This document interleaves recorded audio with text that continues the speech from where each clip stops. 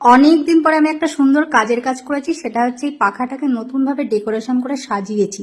পাখাটা ফার্স্টে কেমন দেখতে ছিল চলো সেটা আগে দেখে নিই। এই যে হচ্ছে পাখাটার লুক, এটা হচ্ছে অনেক দিনের পুরনো একটা ভাঙড়ি পাখা, মানে অনেক বছরের। এক কোণে পড়েছিল ঘরের, ধুলোবালি পড়েছিল, সেটাকে ধুয়ে ভালো করে পরিষ্কার করে বাজারে গিয়েছি টাকা খরচা করতে।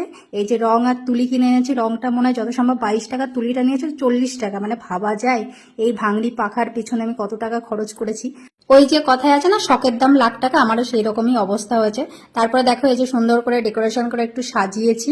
এটা কিন্তু রং না, ঠিক আছে, যে স্বস্তিক চিহ্ন দিয়েছি এটার জন্য আমি নতুন করে রং কিনিনি। এটা আমার মাথায় অনেক বুদ্ধি, তাই আমি নেল পলিশ দিয়ে করেছি ডেকোরেশনটা। আর তারপর দেখো এই কাপড়টার বদলে যদি গামছা দেওয়া হতো না, লুকটাই আলাদা লেভেলের হতো। কিন্তু যেহেতু আমার নিজের উপরে কোনো কনফিডেন্স নেই যে আমি কাজটা কমপ্লিট করতে পারবো কিনা, সেই কারণে আমি গামছার বদলে নতুন গামছা আবার কিনতে যাবো, সেই কারণে এই লাল কাপড়টাই মা আমাকে দিয়েছে। এটা আমারই একটা কাপড়, হয়তো কোনো কারণে আঁচল কিংবা যাই হোক যেখান থেকে হয়তো কাটা হয়েছিল সেটাই আমাকে দিয়েছে। আমি ভেবেছিলাম ঠিক আছে দেখি আগে কমপ্লিট তো করতে পারি। এর আগে যতবার আমি এই হ্যান্ডক্রাফট জিনিসগুলো করতে গেছি কোনোটাই কমপ্লিট করতে পারিনি, হাফ করে ফেলে রেখেছি, তারপরে অবশ্যই সেটা মানে নষ্ট হয়ে ফেলে দেওয়া হয়েছে।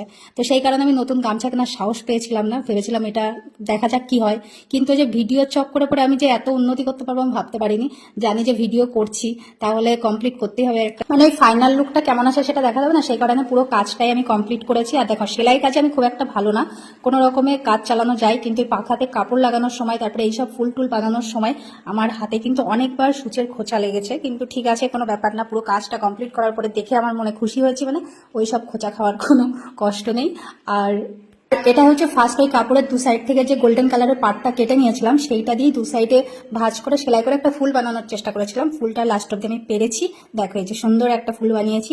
এই ফুলটা আমি এবার এই পাখাটার মিডিল পোর্শনে লাগাবো, তাতে লুকটা অন্যরকম লাগবে, মানে আলাদা একটু চেঞ্জ হবে। দেখো এই যে বুঝতে পারছো। চলো এবার ফাইনাল লুকটা তোমাদেরকে দেখাই, ফুলটা লাগিয়ে কেমন লাগে। এটা আমি ফার্স্টে দেওয়ালে লাগিয়েছিলাম, তারপরে সেখান থেকে স্থান চেঞ্জ হয়ে আমি আলমারির দরজায় লাগিয়েছি। তো এই পাখাটা কমপ্লিট করতে আমার 2.5 দিন সময় লেগেছিল। ভাবা যায় এইটুকু পাখা কমপ্লিট করতে 2.5 দিন সময় লেগেছে। যাই হোক, কেমন লেগেছে একটু জানিও। টাটা।